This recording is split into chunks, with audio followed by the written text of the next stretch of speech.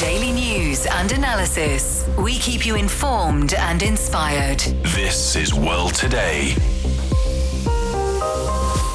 U.S. President Donald Trump claims Washington is achieving its core strategic objectives in the conflict with Iran. Russia says Japan's long-range missile deployment could be more than tragic. And China's high-tech industries recorded a robust growth in the first quarter of this year. Welcome to World Today, a news program with a different perspective.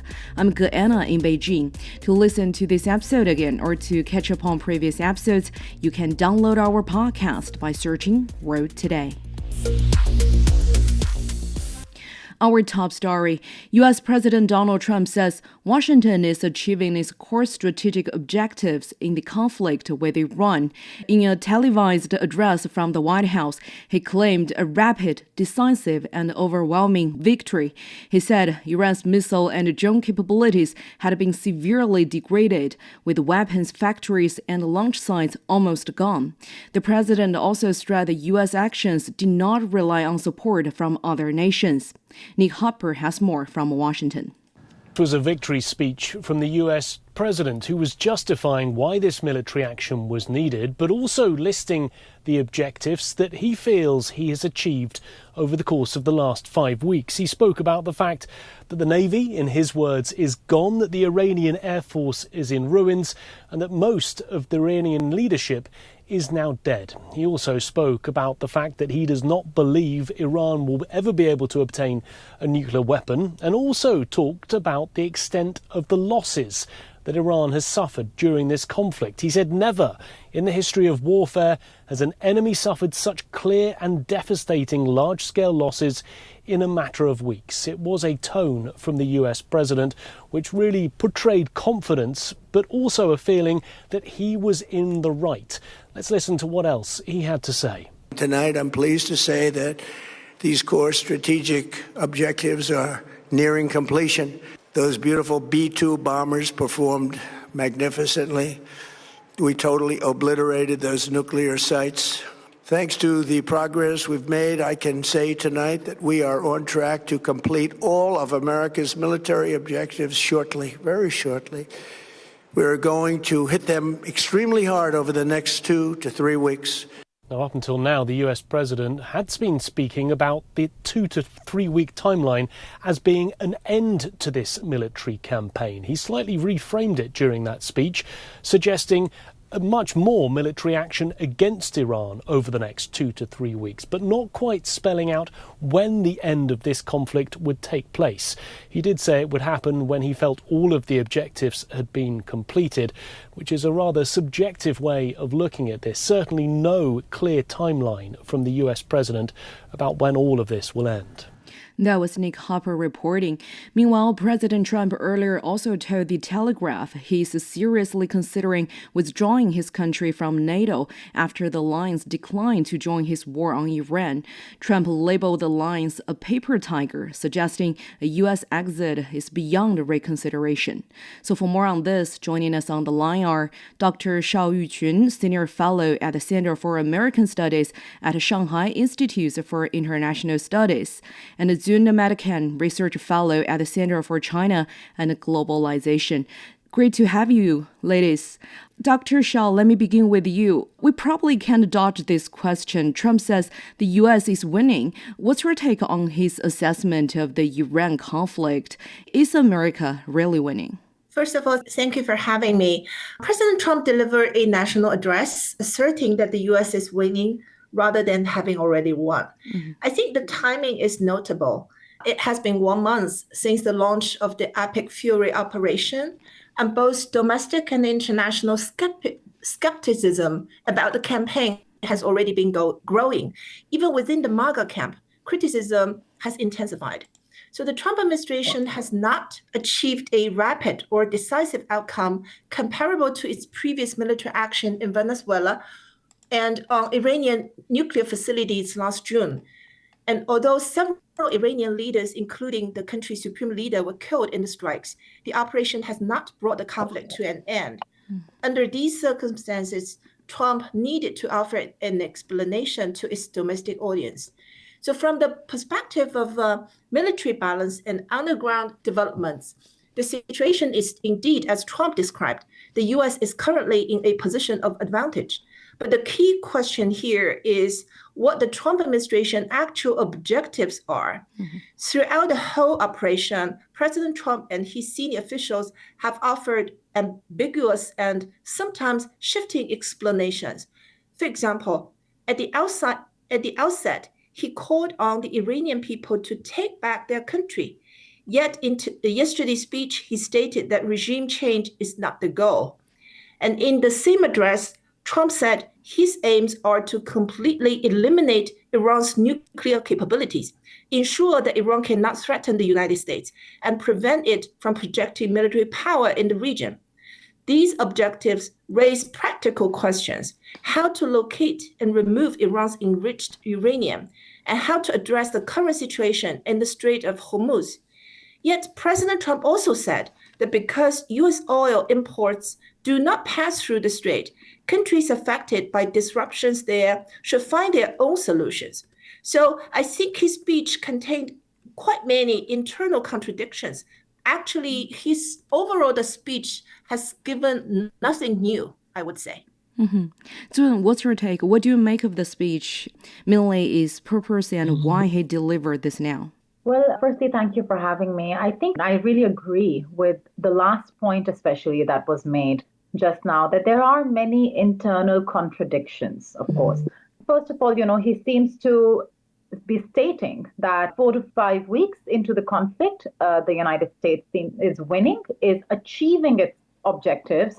And then he's also trying to state those objectives and trying to connect them with his initial narrative, domestic narrative of America first, that whatever he's doing is for the American people. And that disconnect has, as obviously also stated just now, been, not clearly understood by American people. There has been skepticism by the American people, by opposition politicians, by former White House aides and experts on the Middle East, think tanks, allies alike, that what exactly is the United States here to achieve? And what is, the end game? What is the point where this operation, so to speak, can, actually conclude?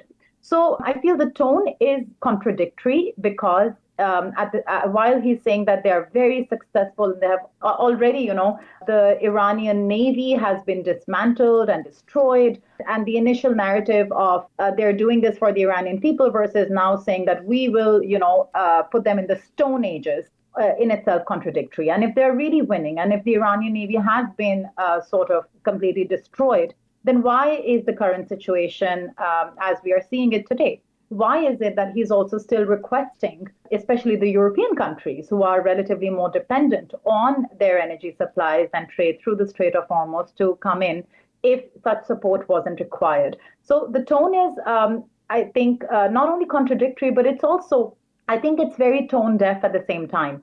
Because the kind of rhetoric he is using, the way he was also talking about Venezuelan oil, he's openly speaking of plunder as if it is the right of the United States to conduct such operations and to ensure that a country such as Iran is not able to have any impact beyond its borders. So it's just completely, decapacitated. What right is given to the Americans or to the US government to conduct such actions? So I feel in that sense, given how the world is looking at this conflict and how there's a lot of criticism being generated, and this is not only about how those almost 200 schoolgirls were massacred, so many civilian targets, and all of this is being, played real time through social media. The world is aware of what's really happening in Iran today. And the fact that the Iranian people, even though there were protests about certain demands from the government, they do not support such an intervention.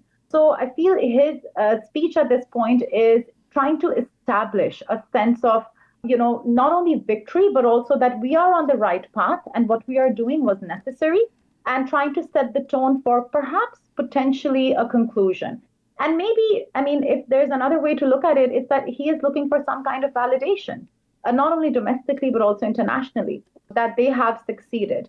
But whatever reports we are seeing on the ground, and also the Iranian president's open letter speak otherwise. So I feel it's not these words are not coming from a president of a country that finds himself in a position of strength, but rather relative weakness and relative uncertainty and relative need for validation.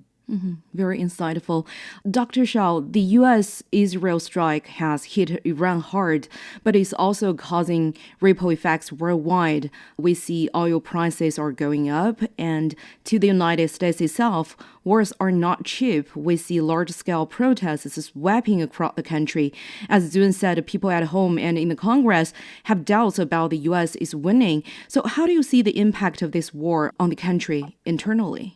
In his speech, President Trump emphasized two main points. First, he stressed that the United States is not only energy independent, but also capable of exporting energy, and he welcomed other countries to purchase the oil.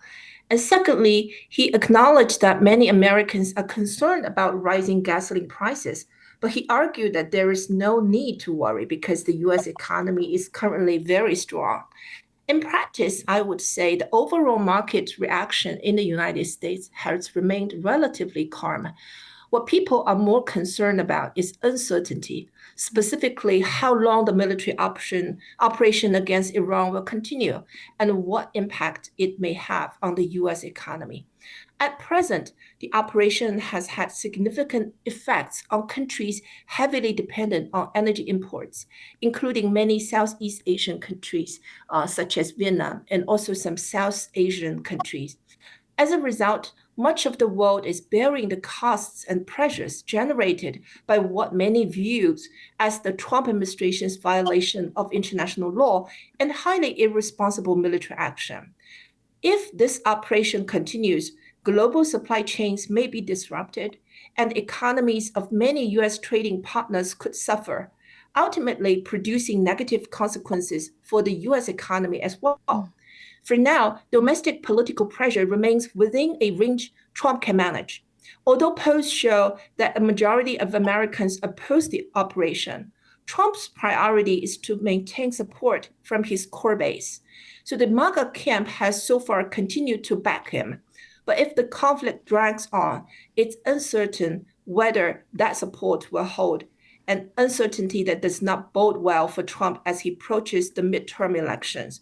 So for the midterm elections, the key word is affordability for most of the voters. So if the operation continues, I think that would be a big challenge for President Trump and the Republican members. Indeed, the public reaction in the United States is mixed. But Zun, we know wars are expensive, right? And the United States already carries very high levels of debt. So what kind of political and economic pain is the United States feeling? And could oil and inflation come back to bite them? Well, I mean, there is obviously, like Professor Shao just mentioned, that even though currently, I mean, a lot of Americans are complaining about rising oil prices, but it seems the consequences are not as dire as they have been for many countries across Asia, across Europe, many of whom have announced austerity measures to be able to, really face the shocks that they foresee. The shocks on the American economy for the American people haven't been as dire so far. But with the history of endless wars, and also with Trump, who confidently, before he was elected the first term, he said, if our leaders, if our presidents had, instead of going for interventions in the Middle East, just gone to the beach for a tan, everyone would have been better off. Now, this is a president who has, among, his mandates of making the Americans his first priority, giving them jobs, but also against intervention. Now, if he seems to be, seen to be involved in what could be a long war, it goes completely against his principles that he has projected. And, even in the speech, he mentioned, the strike against Qasem Soleimani, and also, which was back in 2019, and also the Venezuelan strikes, whatever they did over there. It all seemed very swift and very fast. And whether or not we have moral objections against it, it wasn't one of those never-ending wars. But currently, it's possible that Iran, where already billions and billions are being spent on a daily basis, Americans are being moved. Armed forces, American nationals are now being moved to the region. There is a big question mark of what consequences this could have in the long to medium term. So I think, there's obviously that concern which American people have that could result in a lack of popularity and criticism from his core base. And I think then the president is underestimating the extent to which the United States is really integrated in the global supply chain, in the global economic system. And when a majority of the countries are deeply impacted, then the impact could be, exponential for the United States itself. And this is extremely important because Americans over the past few years, especially post-COVID, have seen massive inflation. It's a hot topic. It's an issue that's impacting ordinary people, middle class, upper middle class, those who cannot afford. So many people have been pushed into poverty in the country. It's hard to create jobs. So, all of that, and with increasing record levels of debt, what Americans can see is the current situation only getting worse if they don't see, an end that is swift and an end that does not drag the country into more issues. So I feel, there's a lot at stake for the president, and there is a lot at stake for the United States itself, even if we don't see those shocks being really felt by the people as we speak. Building on that, Zun, we see Washington is also facing diplomatic strings. Allies are not helping much. The rejection of his request that allies send warships to the Strait of Hormuz, Spain even closed its airspace to all U.S. military aircrafts involved in the Iran strike. And Trump called NATO a paper tiger and is talking about leaving. So how do you see transatlantic relations right now, and what does it mean for America's future military moves on Iran? Trump's first presidency was a huge hit. It was a big challenge for transatlantic relations, where he openly criticized NATO for the members for not paying their part, and then, for threatening to dissolve the alliance or to step out of it, basically, which essentially would dissolve the alliance given the financial backing that Washington offers. For President Trump, I think whether we look at NATO, whether we look at what was the Indo-Pacific, which hasn't even been mentioned in this term, I think this is a point where he wants the allies, so to speak, the traditional partners, to now contribute to the United States versus the other way around, which he feels, the country has been holding a lot of burden for those who do not step up. And now this is a situation where NATO allies, especially, Keir Starmer, in a recent interview, he has again, reinforced his stance that he is not going to push his country into a war that is not in the interests of the British people. And Trump has criticized both Britain and Spain and obviously the NATO alliance at large. He has also, I think there has been a shift in how Europe in general and the NATO alliance is looking at their own strategic choices ever since Trump came into office.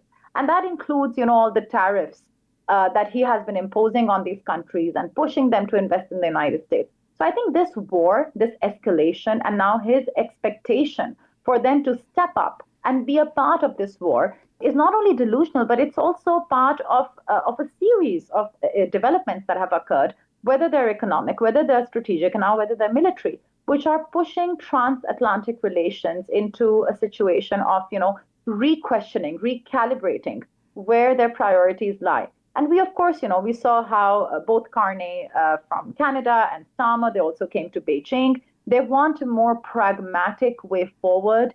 The EU, for example, the EU heads also expressed their confidence in Pakistan, because Pakistan wants to play a role in mediating, and China and Pakistan support this development as well. So I feel we are looking at a point where the initial understanding of these alliances that come directly under the hegemonic control of the United States is going to change. And that's because one president can absolutely, transform and to contribute to the trust deficit that has only been growing. So this development is not only in isolation, but there are just so many other instances where President Trump does not respect or regard his allies or European countries at large enough for them to be able to trust that, okay, if we participate in this, then we will maybe, this will benefit us somehow. But that doesn't seem to be the case. So I feel the expectations are really mismatched at this point. Dr. Xiao, how do you read this? Trump said he's seriously thinking about leaving NATO and describing the matter as beyond reconsideration. And if he did pull the U.S. out, what would it mean for NATO and European security? President Trump said that he's going to withdraw from NATO, but whether he can do it or not, I don't think he can do it at the current stage, because if he were to attempt to withdraw from NATO, he needs a congressional approval. Actually, the fiscal year 2024 National Defense Authorization Act states that the U.S. president may not unilaterally suspend, terminate, withdraw from, or otherwise invalidate the NATO unless one or two conditions is met. Either 2/3 of the Senate votes to provide formal advice or consent, or Congress passes specific legislation authorizing such a move. It's quite interesting that this provision was introduced by then Senator Marco Rubio, the current Secretary of State of the Trump administration. I think the rift in transatlantic relations is continuing to widen, and this can only have negative implications for the U.S. future military operations. The U.S. Global Alliance Network has long been a key pillar of its international influence, and managing such an alliance system requires not only hard power, but also sophisticated diplomatic skill. The America First approach pursued by President Trump has further pushed European allies away from the United States. And the current problems within NATO are unquestionably good news for Russia. Moscow's military campaign in Ukraine has dragged on, and Ukraine's ability to hold out until now is directly linked to the joint support provided by the United States and Europe. So as those rifts within NATO and also U.S.-Europe relations deteriorate, their support for Ukraine is likely to be affected. And the situation in Ukraine is likely to remain protracted. So Europe has long spoken of pursuing strategic autonomy, but differing national interests have made it difficult to form a unified will at the EU level.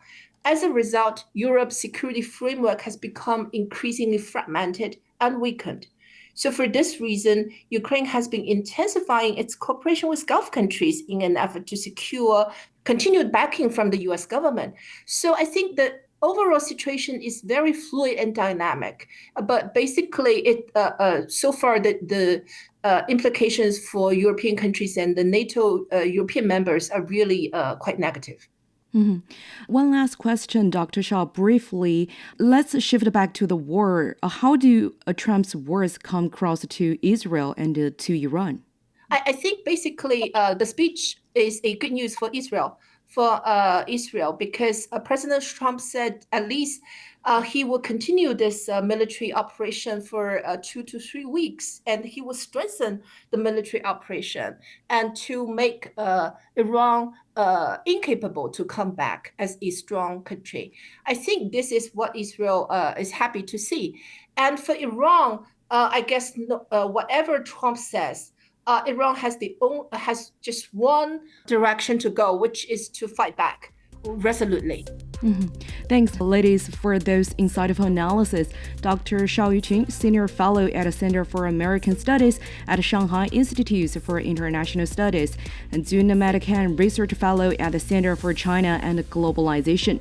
This is World Today. We'll be back after a short break.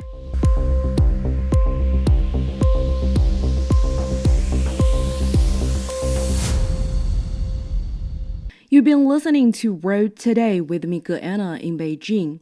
Russia has criticized Japan's deployment of long-range missiles, saying it signals a departure from the pacifist principles of its constitution. Russian Foreign Ministry made remarks on Wednesday, calling it dangerous remilitarization that poses a direct threat to regional peace and security. Other neighboring countries, including China, South Korea, and the DPRK, have also expressed a serious concern over Japan's move. China said the move goes beyond Japan's stated self-defense policy and violates international agreements.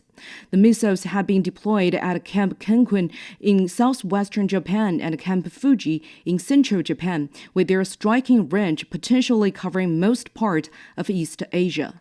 So for more on this, Xu Yawen spoke with Dr. Cui Hongjian, professor from Academy of Regional and Global Governance at Beijing Foreign Studies University. Dr. Cui, as Japanese people protest outside Japan's defense ministry, calling to stop the deployment of long-range missiles and no to preparations for war, how do you view this strong public resistance against the Japanese government's missile push? And why do you think the government pushed this deployment despite domestic opposition? It's a very dangerous move by Japanese government to violate, especially the Japanese constitutions. I think it gives a very, very big shock, not only to the international community and also, neighboring countries, especially, I think, to the Japanese society. Also, even for some few extremists in Japanese politics, I think most of Japanese people they don't like to find these very dangerous tendencies.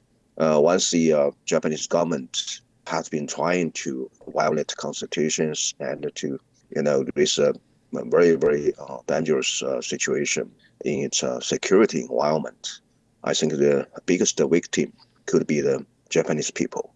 Certainly, once the government in Japan try to raise more security risks regarded by most of the surrounding areas of the countries, certainly there will be some reactions from other countries. And then I think that in the name of to promote safety of Japan will become a very, very dangerous signals to show that the Japanese government is giving up the very, very important principle and to, of exclusive defense. So I think that this situation in Japan shows that certainly there will be some more and more very, very big differences between the Japanese people and the current Japanese government. Very, very, serious situation in this region and also certainly in Japanese society. So you're suggesting that the Article 9 of Japan's constitution has effectively become hollow, because we have also noticed that media in Japan says this development of long-range missiles marks Japan's first counter-strike capability and a shift away from its exclusively defense-oriented policy. Yes, as we understand, that's the Article 9 in the Japanese constitution is a very, very fundamental items and also fundamental political basis for Japan, post World War II era, because of a very, very big, mistakes made by Japanese government during the World War II, not only from international community and also especially from Japanese people. They try to find out a new approach for Japan and to rebuild up this country. So to focus on so-called justice and audit international order, and also to pursue the permanent peace. And these constitutions showed that Japan should give up forever this kind of capability and also the instrument to take use of a war and also military force or some other. So I think only after the Japanese government keep its efforts to implement this Article 9 in its constitution, and it could get some more confidence, not only from Japanese people and also from peoples from other countries. So I think now, for the time being, not only this time, I think for a long time, some political extremists in Japan try to break out this so-called peace-based order. So I think it gives a very, very dangerous signals, undoubtedly. Dr. Cui, China has condemned Japan's move as violating post-war international pacts. In the meantime, Japan's other neighboring countries like Russia has accused Japan of accelerating remilitarization under U.S. influence. South Korea has expressed concerns, and also North Korea is calling the move an extremely dangerous escalation. So In your view, how seriously will the missile deployment worsen bilateral relations between Japan and its neighboring countries? Also, even it has been a long process for some Japanese politicians try to have this approach of remilitarization and to promote in the name of so-called Japanese security. But I think this time, this deployment of a long-range missile in Japan, I think it's a very, very dangerous and substantial step by the Japanese government.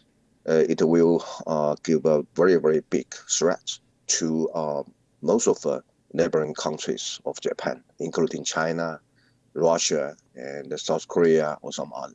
So it's a very, very natural reactions or response from most of the Japanese neighboring countries, and to oppose this kind of a very dangerous move, because undoubtedly it will give a very, very bad signal to all of the countries that Japan is not only giving up this Article 9 of its constitution, and the Japanese government is trying to take some more practical steps and to change its attitudes towards security from so-called defense to offense. So I think it gives a very, very bad spillover effect to some other concerns. And lastly, Dr. Cui, how worried should we be about Japan's move will spark an arms race in East Asia? And also, what can international community do, particularly Asian countries, in response to Japan's dangerous and irresponsible move? Also, even comparing with some other regions, most of Asian countries, they try to find out an approach to build up mutual confidence, and they are looking for a more reliable regional security arrangement. And especially also some bigger region countries, including China and Russia, they try to keep its efforts and to promote the security situation in this region. But at this moment, I think that there's very, very bad tendencies in Japanese politics and also its security policy will give another direction of this peaceful situation in most of the Asia region. So undoubtedly, once there's more and more deployment of long-range weapons in Japan, some other neighboring countries, they have to take some response correspondingly.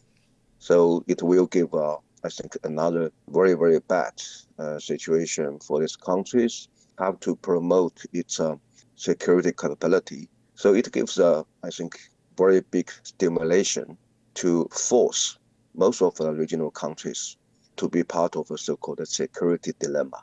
So I think now it's time, not only for international community, especially for Asian countries, and to impose, firstly, diplomatic pressure against these Japanese behaviors. And of course, more important thing is those regional countries and the neighboring countries, they also need to promote their defensive capability.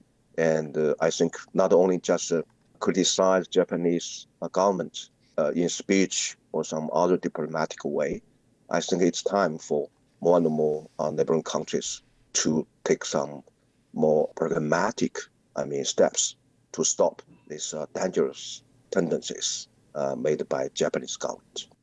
That was Dr. Cui Hongjian, professor from Academy of Regional and Global Governance at Beijing Foreign Studies University, speaking with Xu Yawen.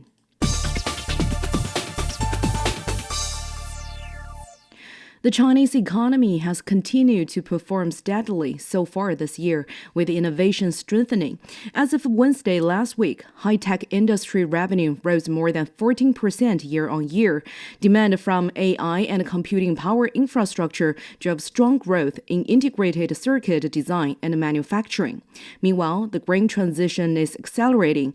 Revenue in the environmental protection sector increased nearly 10%, while clean energy generation rose 4.5 points to account for 36% of total power production revenue.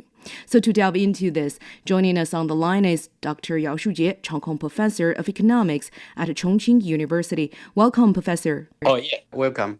China's high-tech sector grew by 14.6% in the first quarter of this year, and areas like chips are seeing especially fast growth. What does this increase actually tell us?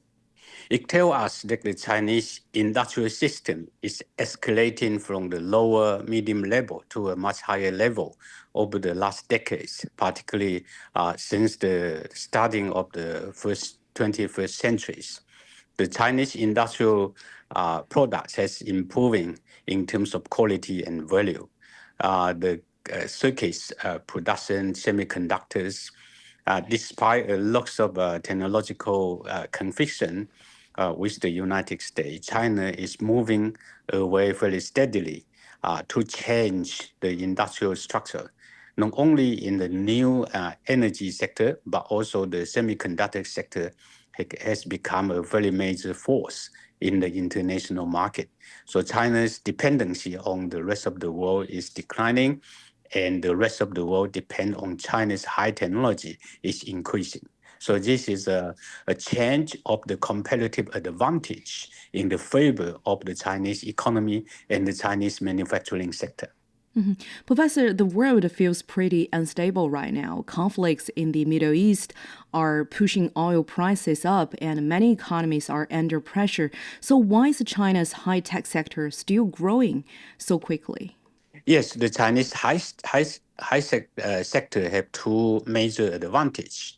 The first advantage is the complication and also the sophistication of the technology in the industrial sector. The second advantage is the cost control.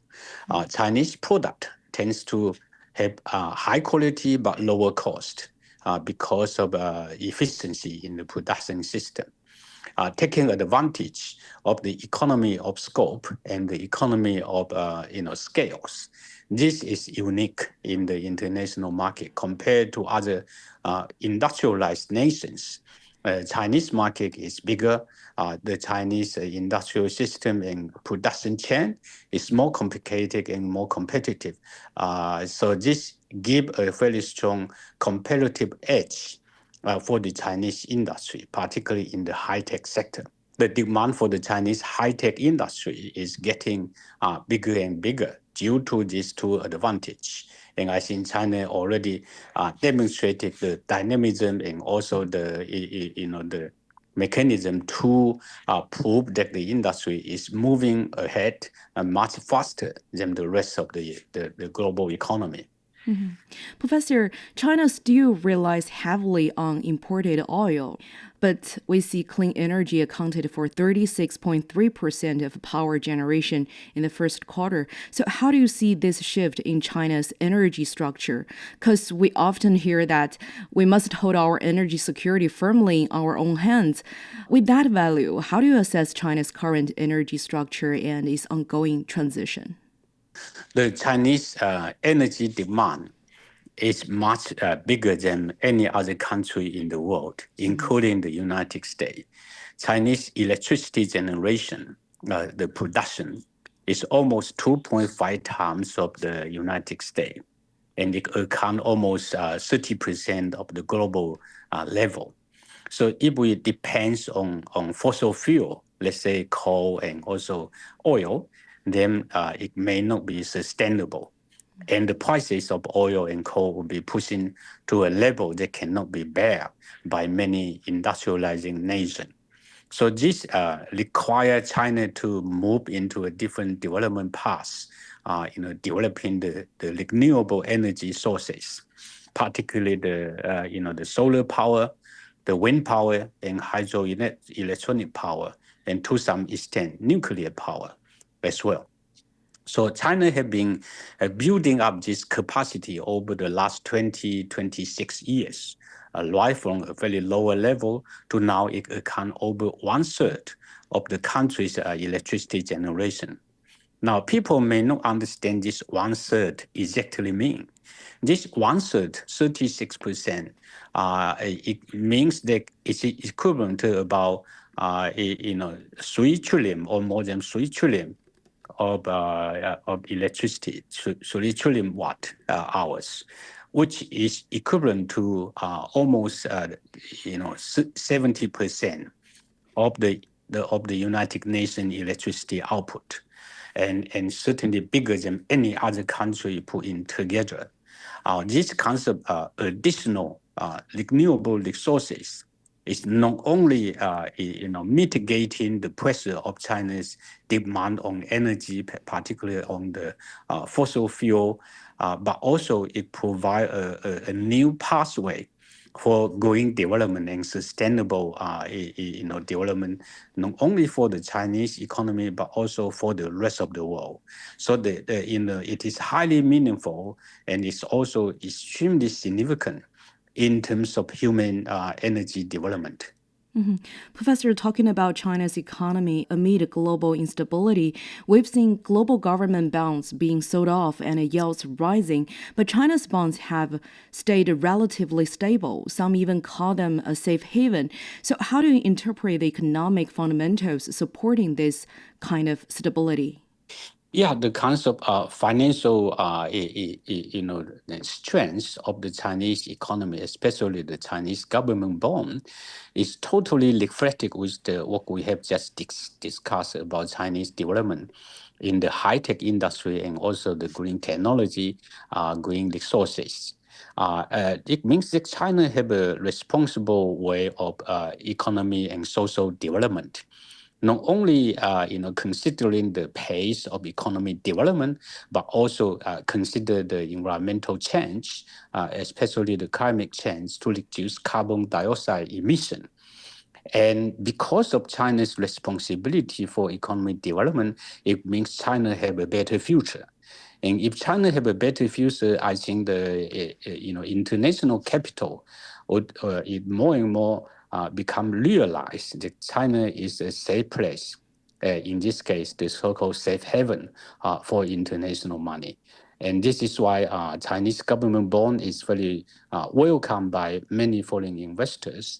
And in contrast, some of the government bond, particularly in the industrialized nation, the traditional industrialized nation, they become more and more difficult and more expensive to raise. Mm-hmm. Professor, finally, let's talk about future challenges because energy prices are still high and tensions in the Middle East haven't eased. So looking ahead, what challenges China's economy is facing and how will China sustain the resilience? In the short term, I think we can see the gas prices in the petrol stations. They are rising quite significantly in the short term. But this is to suppress the demand for these kinds of short-term crises in the Middle East. In the longer term, I think China already have a very clear strategy. The nation have a lots of petrol reserve, oil reserve, and also we have a great capacity to produce coal transmitting into oil production. But more importantly, as we just discussed, the Chinese are installing many, lots of electricity generation stations based on solar and wind power and hydropower, as well. And in addition to that, is also nuclear power. This alternative power is going to gradually replace on the dependency of oil and natural gas, and as well as other fossil resources. So in the longer term, I think China still have major challenges. One is the technological change to make the renewable energy more efficient and cost effective. The other is how to replace gradually the dependency on the fossil oils, such as the oil at the moment and natural gas. Mm-hmm. This is the two challenges we are facing. But given the development experience over the last 20, 30 years, I have every confidence that China would develop a very strong resilience to this kinds of short-term shock as we see in the Middle East. Indeed. Thanks, Professor, for those valuable insights. That was Dr. Yao Shujie, Chong Hong Professor of Economics at Chongqing University. Welcome. I'm Elaf Elad, Economics Professor and member of the Data Science and AI Center at New York University, Shanghai. On the World Today program, you can find in-depth and impartial insight, as well as critical commentary on key trends in the Chinese economy, financial technology, business, and blockchain. To prepare for the world tomorrow, join me on World Today. You've been listening to World Today. Chinese language education has seen rapid growth worldwide. The Ministry of Education says that 90 countries have adopted the language into their national education systems, with over 200 million people learning or using the language. The ministry has launched a new online platform to support that growth. The Chinese Language Education Center offers a wide range of resources for teaching and learning, as well as a community for language learners. The ministry says it will expand the use of artificial intelligence to support users on that platform. So for more on this, my colleague Dou Hongyu spoke with Zhou Mi, Senior Research Fellow with the Chinese Academy of International Trade and Economic Cooperation. Dr. Zhou, what impact could the new Chinese Language Education Center have on teachers and learners overseas, especially in regions with limited access to quality resources? Well, we know that China is trying to improve the abilities of using of the digital economy and some of the related technology. So by this center, I think it's not just a kind of a platform, it is a mechanism. More peoples from different regions, maybe some of them from very remote places, they can access to this high quality education. So it's not about just some of the knowledge, it's kind of practices. So we can introduce more cases. And I think that based on this kind of materials, that people can have a better abilities to access to the higher quality of materials. And with nearly 210 million people learning or using Chinese, what does this tell us about the language's evolving role in global communication and economic exchange? In my understanding, that the impacts of our languages depends on the economic abilities. So China is in a growing speed in the international trade, in the economy growth, and also in many of the governance issues. So I think that based on this kind of real interactions, many countries, the people's enterprises, they really want to have a better understanding about the countries which they are doing business ways. So I think that although there are only 210 million people are using Chinese, I think more people are really interested in these cultures, and a lot of other peoples are really want to improve their abilities based on this very interesting language. So the languages are not just used in the economy relations, but also in a much wider range of the cultures about the governance discuss. And also I think that is really interesting for them to just come to China. So if you're looking at the data, so the incoming people from other countries has surged a lot in the Spring Festival this year.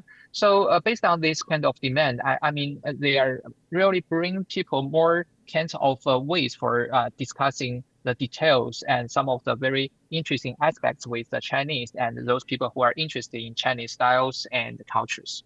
Mm-hmm. Schools around the world might have probably sensed this demand. The Chinese language is now part of national education systems in 90 countries, up from around 70 just 5 years ago. What's driving this rapid expansion in education? Education really are based on the demands. We are not just trying to supply the market, the people with what we have.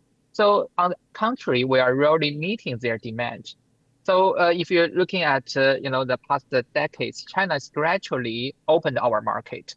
The opening of our market is really showing the world some of our best or advantages in the cultural things, in the historic things, and in some of these ways of meeting the demand of the changeable world situation. So I think that is really our important thing for us. And I don't think that education is just like to give something that you have to others. We're also trying to listen to their demand. So the movies like the Kung Fu or some of the Chinese handwritings are really playing an important role, but that is not enough. So for the education, we really want to share the world with what we are really want to have from them. So like the global, cooperation on the development issues are really one of the very hot topics. The world is eager to learn more about China's practices and ways of reducing the poverty. And development is another way, the infrastructure improvements, the economy development. So many people really want to learn from China. I think that based on the Chinese educations or some of this more understanding about the thoughts of the Chinese people, the people of other countries may know more about China and they will be more confident with doing businesses with Chinese people. So the education is really our kind of phasing process. It's gradually start from the university, from the campus to the communities, and a lot of these practices of Chinese government has been copied or learned by our friends in other countries. I think that they are really effective. That's the reason why they have attracted more people to come to learn China and come to learn Chinese. And according to the Chinese Ministry of Education, artificial intelligence is said to play a bigger role on the new platform, the Chinese Language Education Center. How might it reshape Chinese language learning, and how should China leverage this technology effectively? Well, in my understanding that the artificial intelligence is very promising. They are able to identify the different characteristics of the people who really want to have. So even for us, it's still in the experimental phase. So I think that with this platform, we may have a better understanding about what the artificial intelligence really can do. So they are not just trying to answer the questions. They are not just trying to give people the ideas, what they really want to have. They are really able to remember the demands of the people and give them some of a very best or proper ways of these answers and the ways of learning things. So China is really a good country with a lot of technology, in these enterprises with artificial intelligence. I believe that based on this basis and the businesses clusters, we can provide the world with very good experiences. So it's a very evolving very quickly way for us to use artificial intelligence. You can also have a better bridge on what we have for the traditional ways of learning Chinese and the better understanding and the demand from a better technology-based world. I think that's really giving us more knowledge on not just giving the things from the internet. They are really bringing more hardwares, a lot of instruments or equipment. They can be also used for the people to learn Chinese in a better way. Already, Chinese is one of the official languages in the United Nations. But I think that if we are going to make it better and wider used, we should try to also understand the logic of the ways of using the languages. It's not only about the way of expressing the people's meaning or some of these feelings. They really are able to have better communications. So based on the development in the past decades, we are able to put these square languages into the computer. But in the future, maybe we can try to improve it in a better way to have a better understanding from the artificial intelligence support. For us, I think that we have already started many kind of initiatives based on the Chinese learnings with the bilateral levels with our trading partners in the Belt and Road regions, in the regional ways. In the future, I think that we need to also learn from the other partners on which areas they are really like and what kind of things they are very curious about, like the movies, like some of the record of the TV series. We can have bilingual translations for the different peoples, and we can also encourage people to come here to China to learn the Chinese by the daily lives. I think that is definitely our very potential in the future. That was Zhou Mi, Senior Research Fellow with the Chinese Academy of International Trade and Economic Cooperation, speaking with Zhou Hongyu. That's all the time for this edition of World Today. I'm Anna in Beijing. Thank you so much for listening. Bye for now.